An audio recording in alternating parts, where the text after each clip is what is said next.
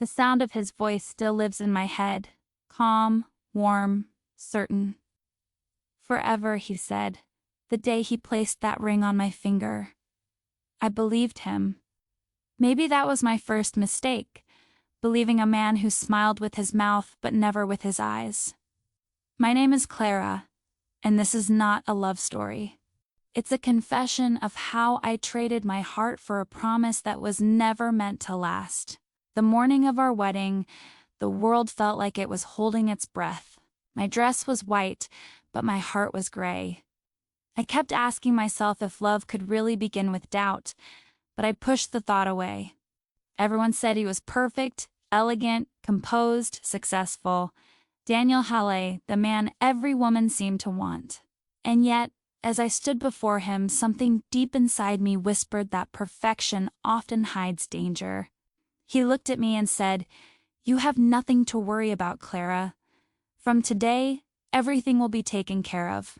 Those words should have sounded comforting, but they felt like a cage disguised as safety. Still, I smiled. My father's business was falling apart, my mother was ill, and the bills were swallowing us whole. When Daniel proposed, it felt like a rescue, or maybe a transaction. I told myself love could come later, that people grow into it. That security was enough. I lied to myself beautifully. That night, when we got home from the reception, I waited for him to kiss me. But he didn't. He loosened his tie, poured himself a glass of whiskey, and said quietly, "We'll talk about everything tomorrow. You must be tired." I wasn't. I was terrified. I watched him from across the room, realizing that I had just married a man whose world I didn't belong to. Days turned into weeks. I tried to be the wife I thought he wanted, graceful, calm, invisible. He was always working, always away, always locked in his office behind heavy doors. Sometimes I'd stand outside listening to the muffled sound of his voice. Once I heard him say, "It's done. The transfer's complete." When I asked about it later, he smiled, that same polite, hollow smile, and said it was just business. But something in his tone told me that the business he spoke of was me. One evening, while clearing his desk, I found a letter, unsigned, elegant handwriting. It said, "She believes you. You'll get everything soon." My chest tightened. The paper smelled faintly of his cologne, mixed with perfume that wasn't mine. I felt my hands shaking. I placed the letter back where I found it, closed the drawer slowly, and smiled as if I hadn't just seen my world fracture into 1,000 sharp pieces. That night, I lay beside him pretending to sleep. His breathing was steady. Mine wasn't. I wanted to scream, to ask him if I was just another item in his collection of victories. But instead I turned away, pressing my face into the pillow so he wouldn't hear the sound of my heart breaking. Morning came, and with it, silence. He kissed my forehead for the first time in weeks and said, "Don't worry, Clara, everything I do for us." But the way he said us sounded like a language I no longer understood. I tried to go back to normal. I cooked his favorite meals. I left small notes on his desk. "Miss you, dinner at 7. He never answered the notes. He came home late, kissed my hair, and walked to his office. The door closed. The house felt like a museum where I was the only visitor. I kept one light on in the hallway, like a lighthouse waiting for a ship that never looked up. One afternoon, I visited my mother at the clinic. She held my hand and said I looked tired. I told her I was fine. I lied again. On my way out, I saw a familiar name at the payment counter. Halle Foundation. A donation had cleared our balance. I stared at the receipt. My throat tightened. Daniel had paid for my mother's treatment, but he never told me. He was a storm I could not read. Cold rain and secret sunlight at the same time. I felt grateful and angry, saved and owned. Love should not feel like this, I thought. Love should not feel like owing. That night, I waited until he fell asleep. I opened his office door and stood in the dark. The moon fell across the shelves like silver dust. Papers were stacked in lines that looked like soldiers.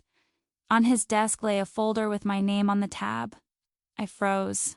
I did not touch it. I could not. Instead, I touched the edge of the drawer where I found the letter. It slid open easily, like it had been waiting for me. Inside, there was a second note I had missed. Remember the timeline? She signs next week. My stomach turned. What was I going to sign? The next morning, he placed a cup of coffee in front of me. We have an appointment at noon, he said softly. It's a simple document.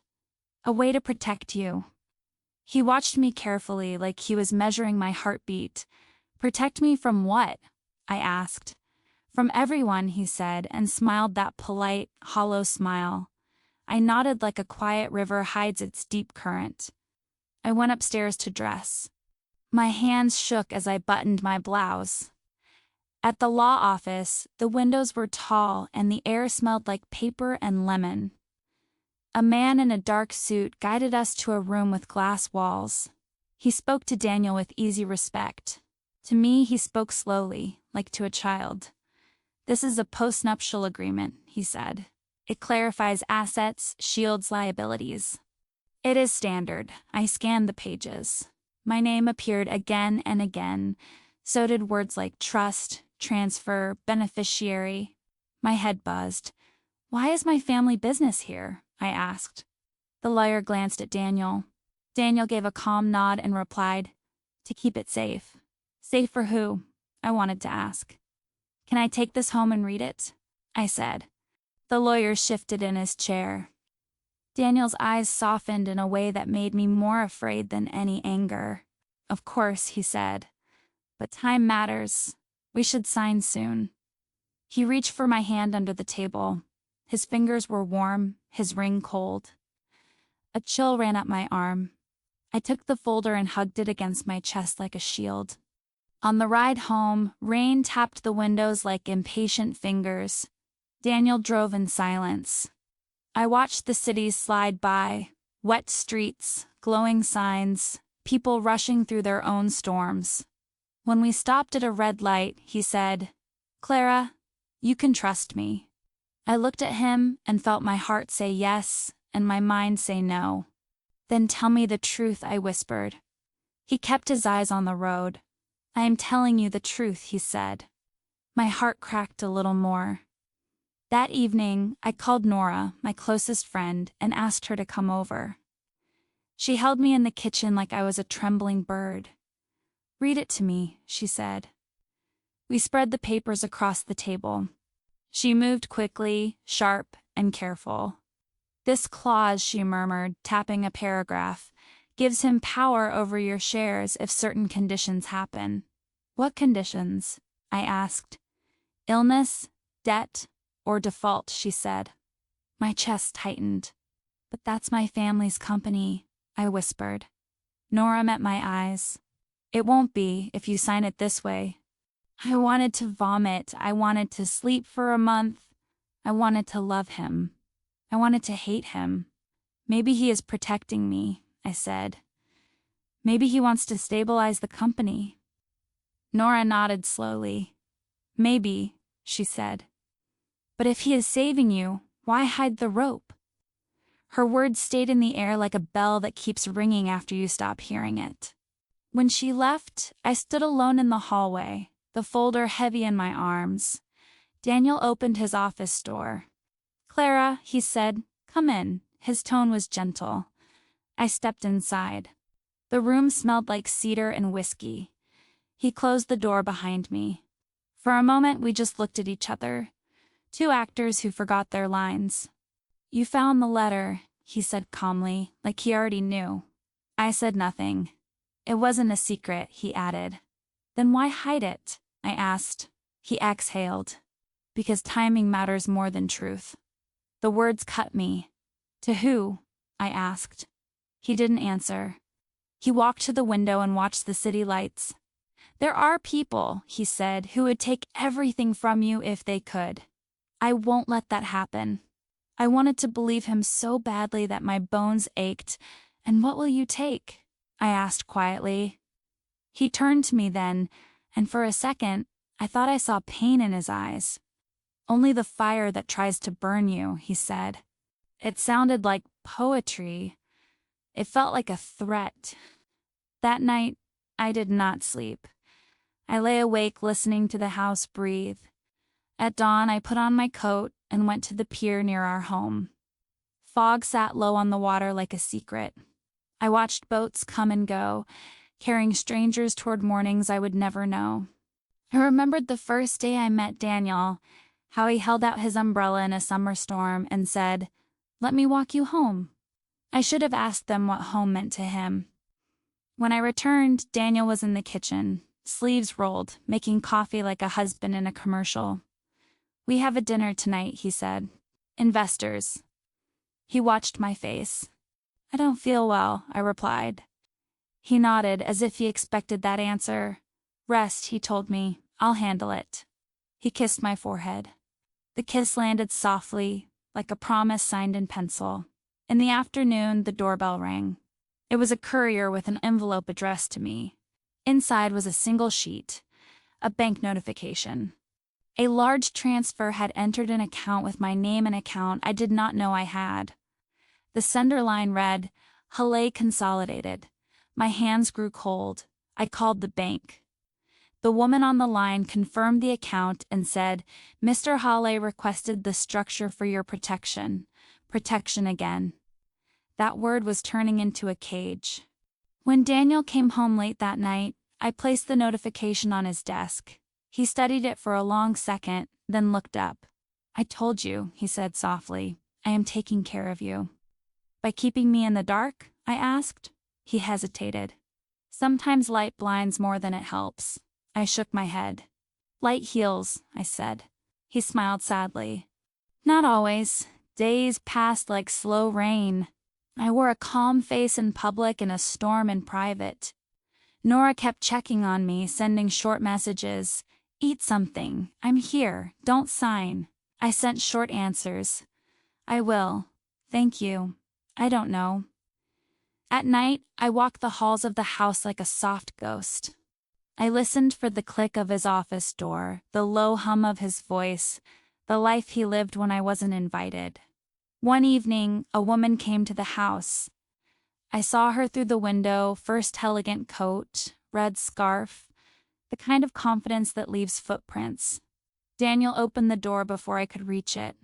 "Good to see you," he said, and his voice was warmer than it was with me. The woman's perfume drifted in like a rumor. "I brought the final documents," she said. My heart stumbled. She saw me and smiled. "You must be Clara," she said, as if we were old friends. "I'm Elise." The name felt like a blade. Daniel kept his face calm. "We'll be in the office," he said. I stood in the hallway feeling like the walls were leaning in. I waited until the door closed, then leaned my hand against it, listening to two lives talk about mine. Their voices moved like chess pieces, measured, careful, always planning the next square.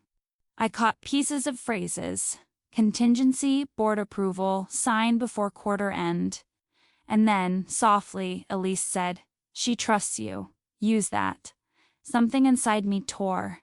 I did not cry. I did not move. I just stood there, learning how to break without making a sound. When the door finally opened, Daniel looked surprised to find me there. Elise's eyes were kind, or maybe fake. "Don't worry," she said, placing a hand on my arm. "This will give you a beautiful future." Her touch was gentle and cold at the same time. She left her card on the table and walked out into the night like a polished secret. Daniel tried to speak. I raised my hand. "No," I said quietly. "No more half-truths." He closed his mouth and nodded as if he respected a rule he never planned to follow. He reached for me, then stopped, his hand hanging in the air between us. "Tomorrow," he said, "we'll sit and go through every page." I nodded once, not sure if tomorrow was a promise or a threat. When I went upstairs, the house felt different, like I had crossed an invisible border. I sat on the edge of the bed and stared at the ring on my finger. It looked like a circle of light. It felt like a lock. I slid it off and placed it on the nightstand.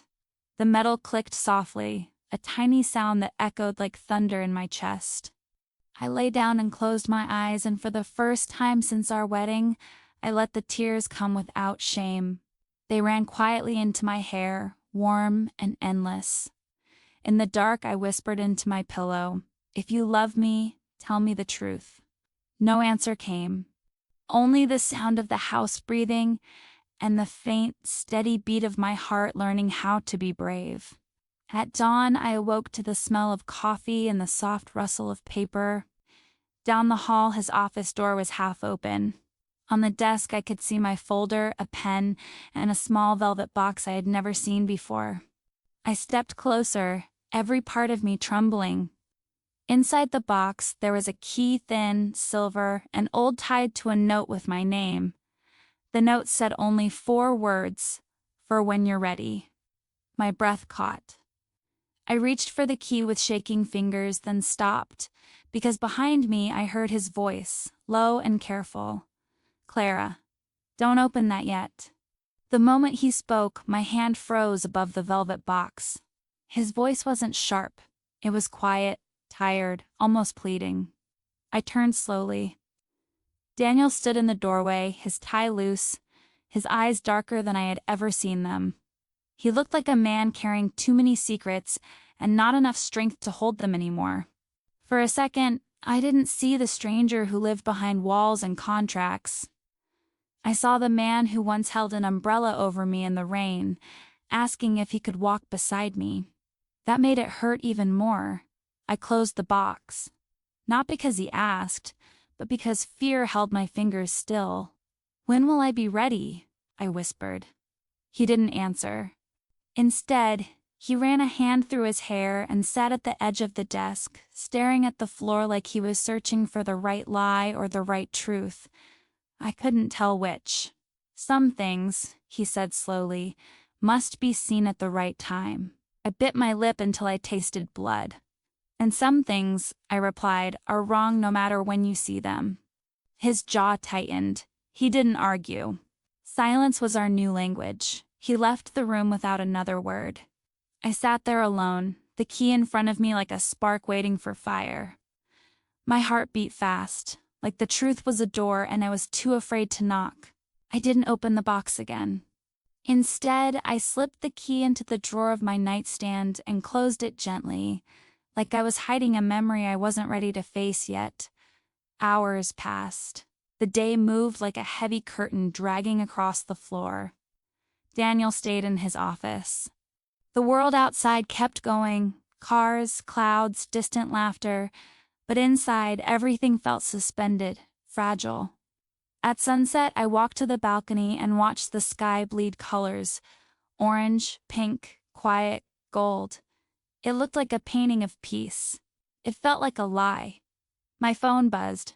A message from Nora. "Dinner? Or should I kidnap you?" I typed back. "I don't know how to breathe around him anymore." She called immediately. "Clara," she said, voice warm and firm, "come stay with me tonight." I wanted to say yes. I wanted to run. But I heard footsteps behind me, Daniel pausing in the doorway. "I'll call you later," I whispered and hung up. He stepped closer. For the first time in days, maybe weeks, he looked straight into my eyes. "Vulnerable, human. Walk with me," he said softly. We walked in silence along the waterfront. The city lights reflected on the water like broken stars. Couples passed us holding hands. I kept my fingers inside my coat pockets, afraid that touching him might shatter whatever fragile truth lived between us. After a long while, he spoke. "I know you're scared." His voice trembled slightly, like the truth was scratching through the surface. "I never wanted that. I stopped walking. Then why am I living in fear?" He turned to me slowly. "Because loving you came with risks I wasn't prepared for." My breath caught. "Love?" The word felt heavy between us, like a stone dropped in deep water. "If you love me," I whispered, "show me. Don't hide behind deals and papers." He closed his eyes. "The world I come from doesn't give love without cost." "Then your world is broken," I said. He looked at me with something close to sorrow. "It is." A soft wind lifted my hair. I felt cold inside and out. Daniel, I asked, barely breathing, did you marry me for money? The question hung in the night like a blade. He didn't answer immediately. He looked at the water, at the sky, anywhere but at me. Then, quietly, at first, the words stabbed clean and deep. I felt them in my bones. And now? I whispered. He looked at me with eyes that suddenly held every storm he never showed. Now I'm drowning in something I don't know how to handle. My chest tightened. Is it guilt or love? He swallowed hard. Maybe both. I took a step back, my heart shaking inside me. I don't know how to be with someone who treats love like a contract. He reached for my hand, gently, like he was afraid I'd turn to dust. Then let me learn, he said. A tear escaped before I could stop it. Then tell me the truth. He hesitated. The world stood still. Then he whispered, soon, a word that holds hope and fear in the same breath. I turned away. I couldn't walk anymore. He didn't follow. He stood there still, watching me go, like letting me walk away was the price of honesty. Back home, I sat in the dark.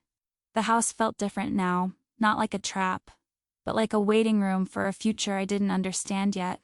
The clock ticked softly. The air felt heavy with things unsaid.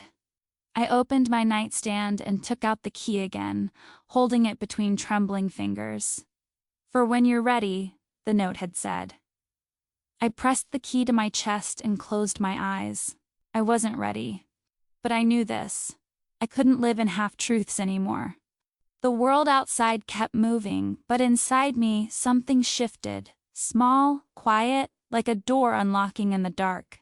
When I finally slept, I dreamed of rain and keys and hearts that don't know if they are breaking or beginning. The next morning, light slid gently through the curtains, but it didn't bring peace. It only revealed how empty the room felt without warmth between us. Daniel was gone.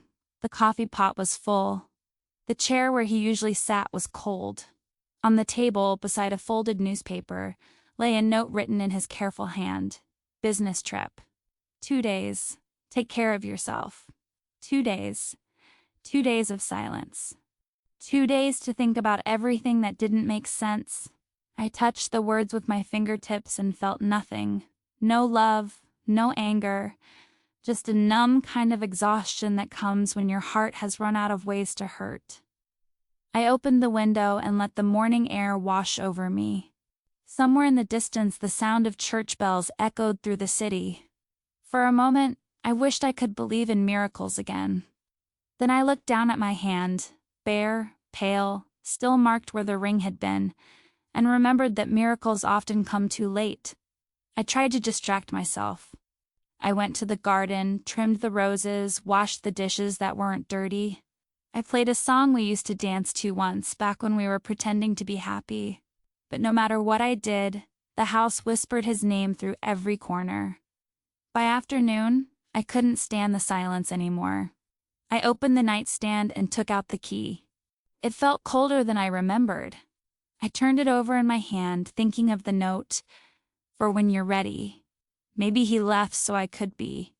I searched every room in the house, looking for something that matched it. A lock, a box, a drawer. Nothing. Until I reached his office. The same cedar scent, the same order, the same quiet heaviness that always made me feel like I was trespassing in a life that didn't belong to me. But this time, I noticed something new, a small cabinet behind the bookshelf, barely visible unless the light hit it right. The lock was old, small, and silver. My heart skipped. The key fit perfectly. Inside was a folder, thick with documents, sealed envelopes, and a photograph. I froze when I saw it. It was Daniel, years younger, standing beside a man I didn't recognize. They looked similar enough to be brothers. Behind them, a hospital bed, and in it, a woman pale as paper holding Daniel's hand.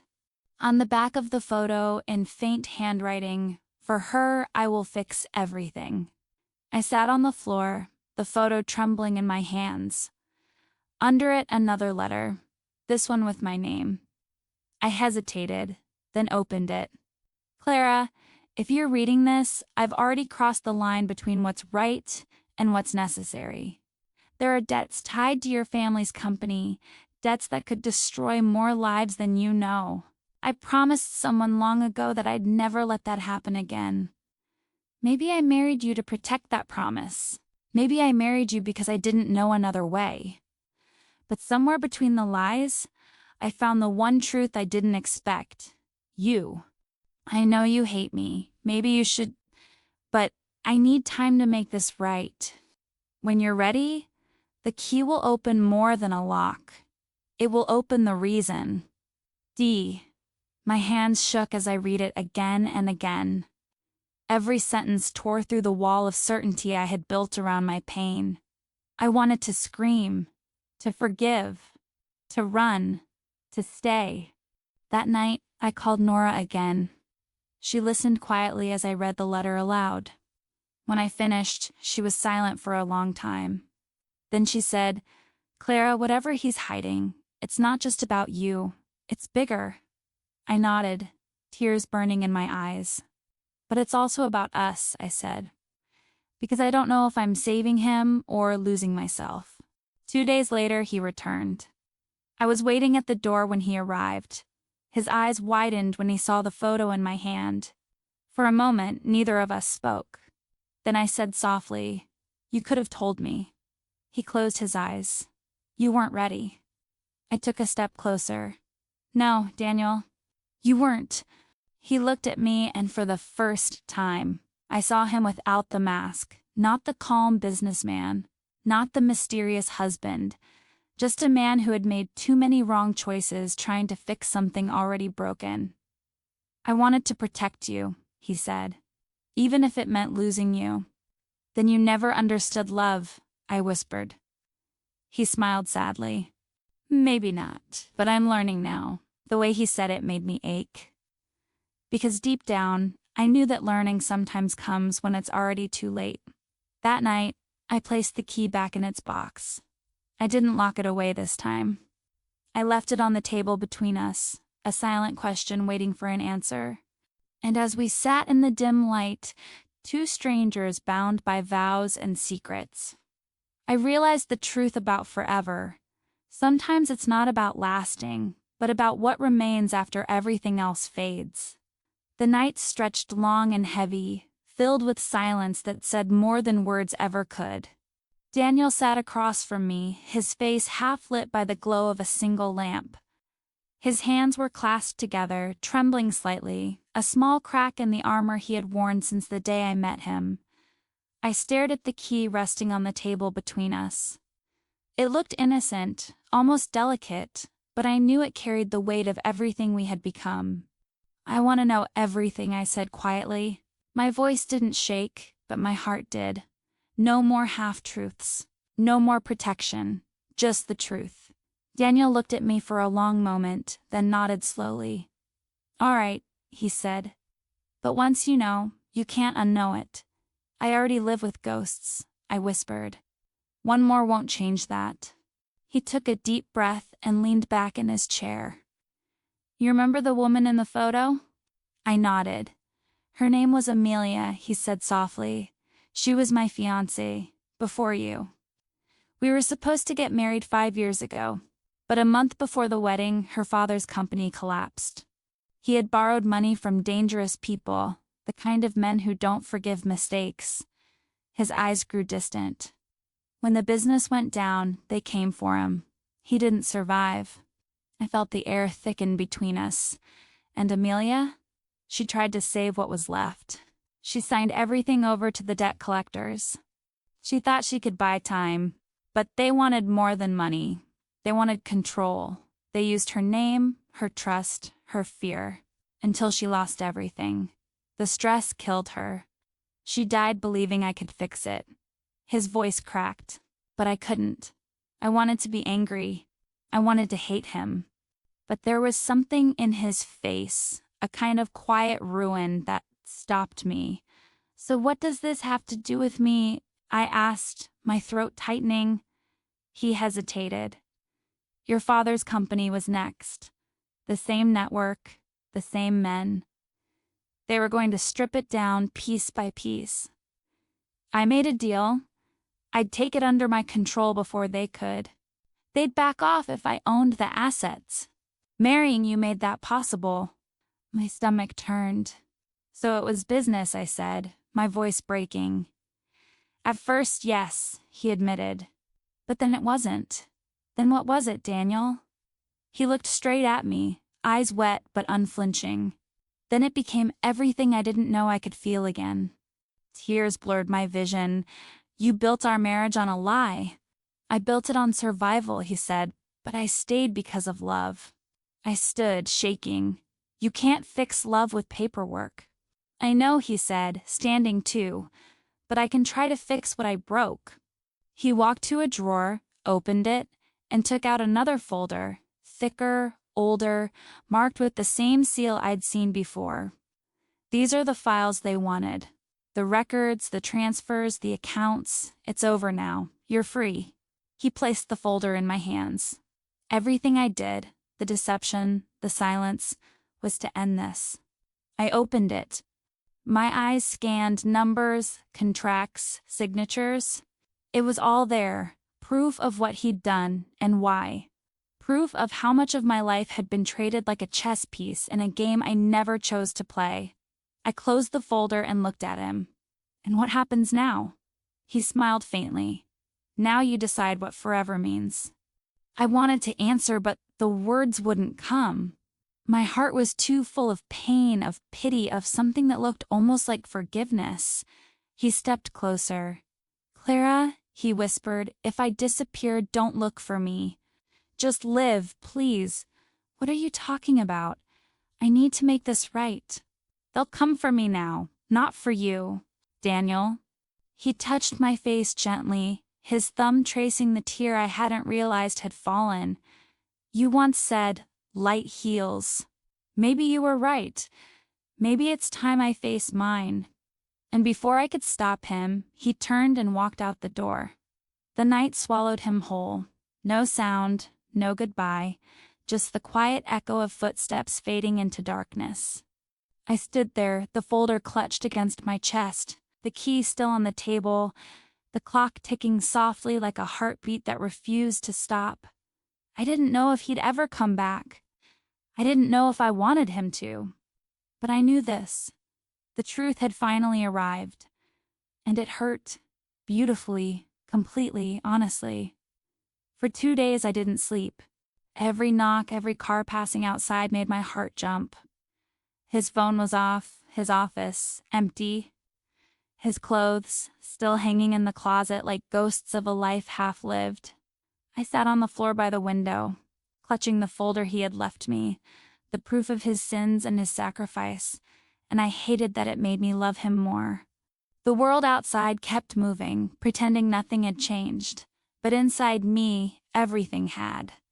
I went to the police, but they said there was no missing person report, no crime, no trail, just a man who had chosen to vanish. Nora came over every night, bringing soup I never ate and comfort I couldn't feel. He'll come back, she said softly. Maybe, I whispered, but I didn't believe it. People who disappear to make things right rarely return whole. On the third morning, a letter arrived. No sender name, no address. My hands shook as I tore it open. Clara, by the time you read this, everything should be settled. The debts are cleared. Your family's company is safe. I sold what I could and gave them what they wanted, me. Don't try to find me, I've done enough damage to your heart. But if someday you can remember me without pain, let that be my forgiveness. The tears blurred the words. I pressed the letter against my chest and whispered his name until it didn't sound like his anymore. I thought I was done crying, but grief is greedy. It keeps taking until you have nothing left to give. Weeks passed. The seasons began to shift. The roses in the garden wilted and bloomed again. I started walking by the pier every evening, the same place where I once watched the fog roll in and wished for something I couldn't name. I began to live again, slowly, painfully, honestly. Then, one evening, I saw something glinting in the mailbox. A small worn package with my name written in his handwriting. Inside there was a second key and a note, "For when you're ready, truly ready." My heart trembled. I looked around, but the street was empty. Only the fading sunset painted the world in soft gold. I held the key tightly and went to his office, the place that still smelled faintly of cedar and lost promises. The drawer where I had found the first letter had another hidden compartment. I turned the new key inside it. It clicked. Inside was a single envelope and a flash drive. The envelope held a document. The house was in my name now. Every account, every asset he'd once used to control, he had given away. To me. The flash drive contained a single video file named Forever. I plugged it in. His face appeared on the screen, pale, tired, but peaceful. "Clara, if you're watching this, it means I kept my word. I told you I said forever and I meant it. I just didn't understand what forever really meant. It's not years. It's not time. It's what stays when everything else disappears. You stayed, even when I didn't deserve you." He paused, breathing shakily. "You once told me that light heals. You were right. But light also exposes. It showed me who I had become. I wanted power to protect love, and I lost both. I'm leaving this not as an apology, but as a beginning. For you. You're free now. That's my forever." The video ended with him turning the camera toward the sea, waves crashing in the distance. Then silence. I sat there for a long time, the screen dark, the sound of my own heartbeat filling the room. I should have felt relief. Instead, I felt something softer. Peace, maybe, or something that wanted to be peace. Months passed. I sold the company, moved to a smaller home by the coast where mornings smelled like salt and possibility. Some nights, I still dreamed of him, his voice, his touch, the rain on our wedding day. But in those dreams, he wasn't leaving anymore. He was standing beside me, smiling, as if to say, "You made it." One evening, as I watched the sun sink into the horizon, I whispered, "You said forever, and somehow you kept your word." A soft wind brushed my face, carrying the scent of cedar. For the first time I smiled, not for him, but for me. Because love doesn't always stay. Sometimes it lets go. Sometimes forever means learning how to live again. The ocean had become my only constant.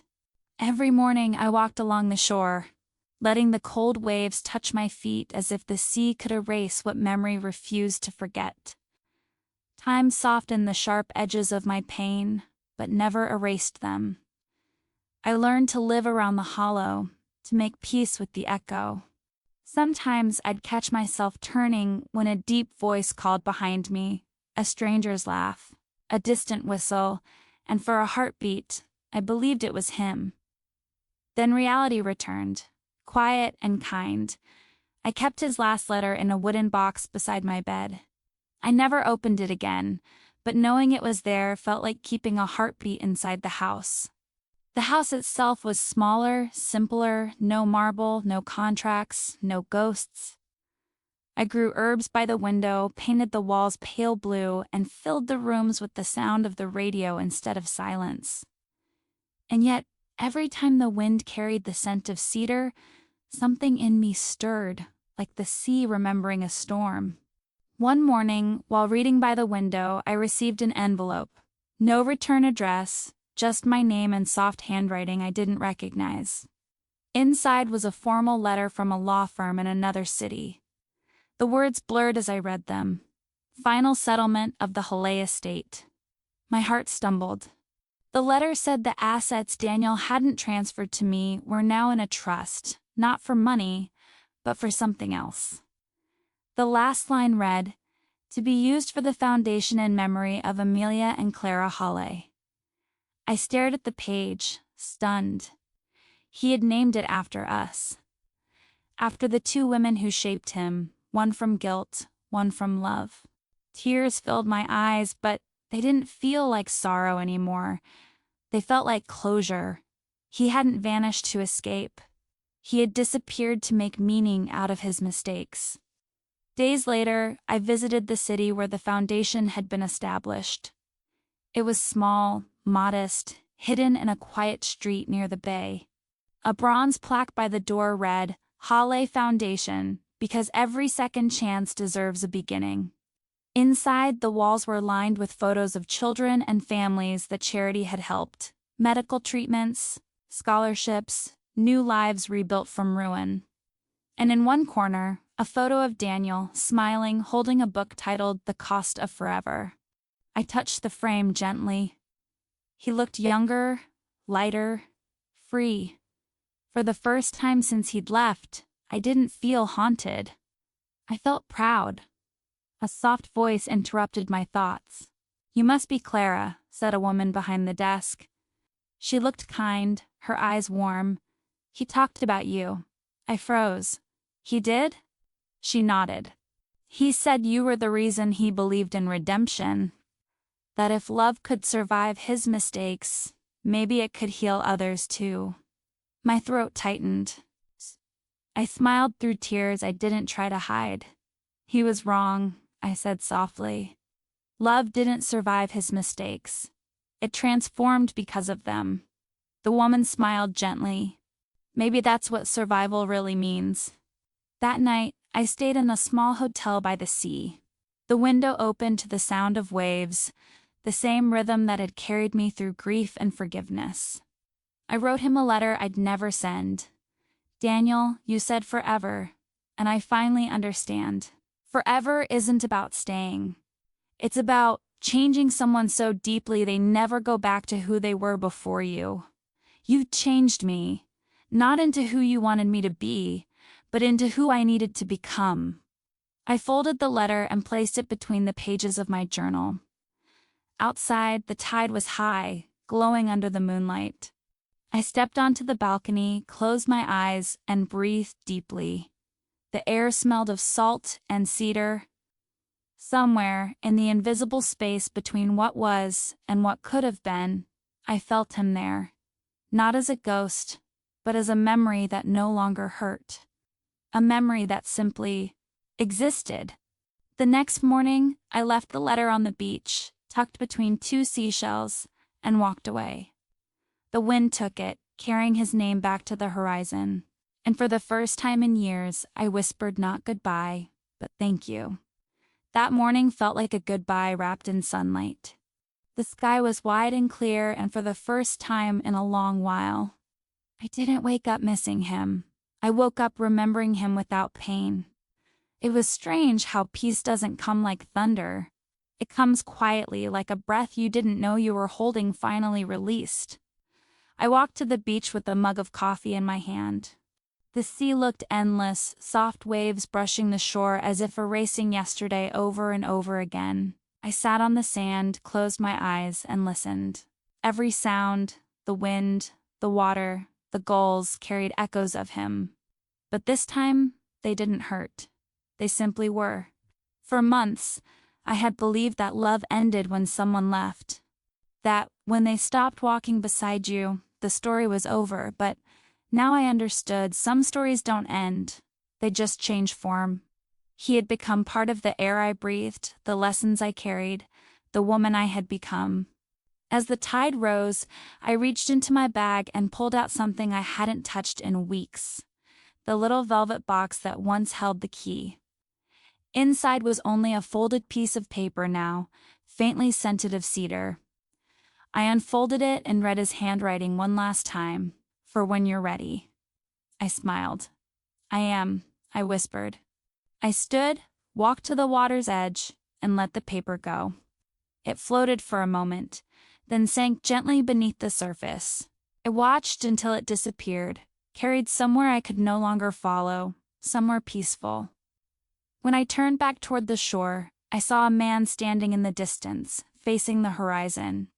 My heart stuttered. For a second, my soul leapt with the foolish hope that it was him. But when he turned, I saw a stranger. Same calm presence, same quiet eyes. But not Daniel. He smiled politely, then kept walking. Still, something in that moment felt like a message, a reminder that life keeps offering new beginnings, even when we're afraid to take them. That night, I sat by the window and wrote in my journal, "Forever isn't about who stays. It's about what remains after they're gone. And what remains is love, reshaped, redeemed, reborn." As the moon climbed high over the sea, a warm breeze drifted through the open window.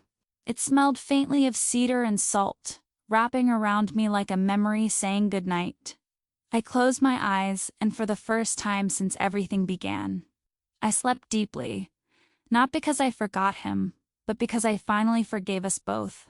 In my dream, I saw him standing on the pier again, the same place where he'd once told me lies that later turned into truth. But this time, he wasn't walking away.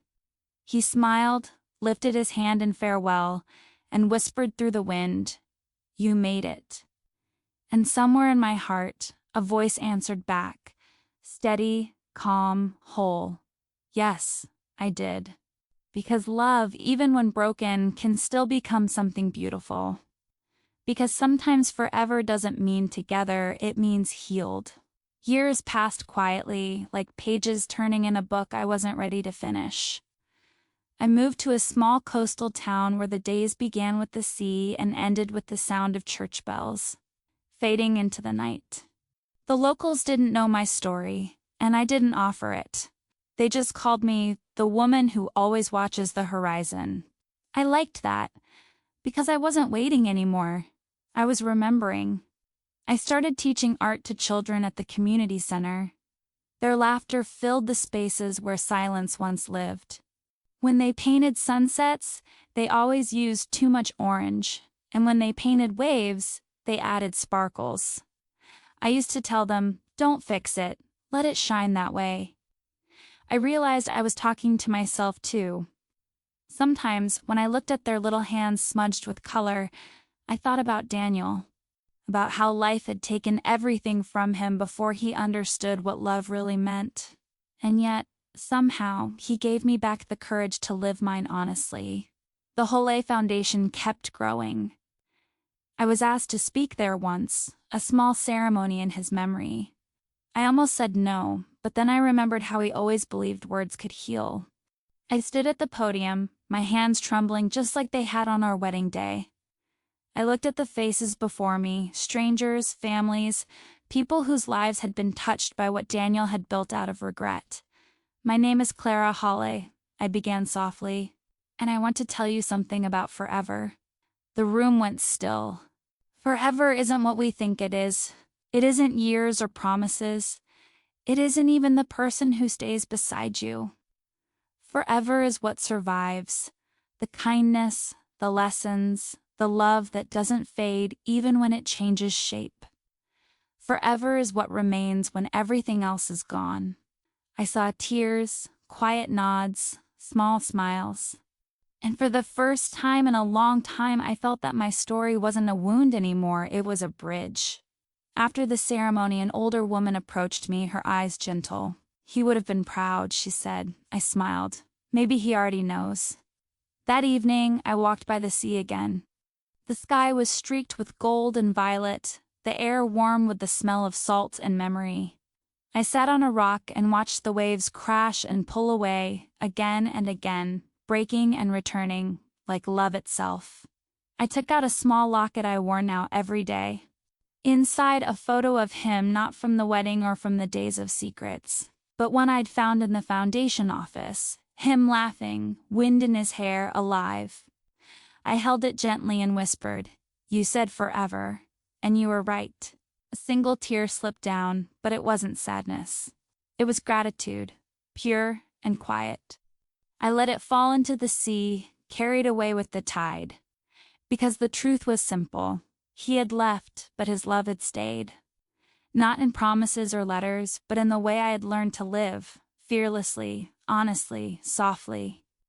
And as the sun sank beyond the water, painting the world in gold, I realized something I never could before. Love doesn't end when it's broken. It ends when it stops teaching. And his love, our love, had taught me everything I needed to know. The years slipped by like soft rain, each one leaving behind a trace of who I had been. Sometimes I'd wake before dawn, listening to the ocean whisper outside my window, and think about how everything ends and somehow everything continues. I no longer counted time by loss, but by what it had given back to me: peace, purpose, and the quiet kind of love that doesn't need to be seen to be real. I still wore my locket, though the photo inside had faded with the years. I liked that. Maybe love is meant to fade just enough for you to see through it, to remember without ache, to smile without longing. There were moments, in the hush between day and night, when I could almost feel him beside me. Not the man I had lost, but the man he had become through everything he left behind. The children I once taught had grown. Some came back to visit, taller now, with their own stories of heartbreak and hope. They'd bring me small seashells, saying, "This one reminded me of your stories." I kept every single one in a glass jar by the window. Each shell different, each one broken somewhere, yet still beautiful. I used to think love needed to be perfect. Now I knew perfection kills love. It's the cracks that let the light in. One evening, while walking along the pier, I met a young woman sitting alone, crying quietly into her hands. I asked if she was all right. She looked up, her eyes red, and said, "He left me." Said forever. Meant nothing. I sat beside her without speaking. After a while I said softly, "Maybe he meant something. Maybe just not in the way you hoped." She looked at me, confused. "You'll understand one day," I said. "Forever isn't about who stays. It's about what you keep after they're gone." She smiled weakly through her tears, and, for a moment, I saw myself, the girl who once believed love and survival couldn't live in the same heart. That night, I returned home, lit a candle, and opened my journal. The same one that had carried my letters to him, the same one that had listened when no one else could. On the last page I wrote, "Forever is not a promise between two souls. It's a whisper that lives in one long after the other is gone. It's the courage to forgive, the grace to remember, the strength to begin again." I closed the journal, blew out the candle, and let the room fill with darkness. Not the kind that suffocates, but the kind that holds peace. Outside, the ocean murmured against the rocks, timeless and endless. I walked to the window, pressed my hand against the glass, and whispered one last time, "Thank you for teaching me how to love." And as the wind carried the scent of cedar through the night, I smiled, knowing that somewhere beyond the horizon, his forever had found mine. Because love, real love, never truly leaves. It only changes its form till it becomes light.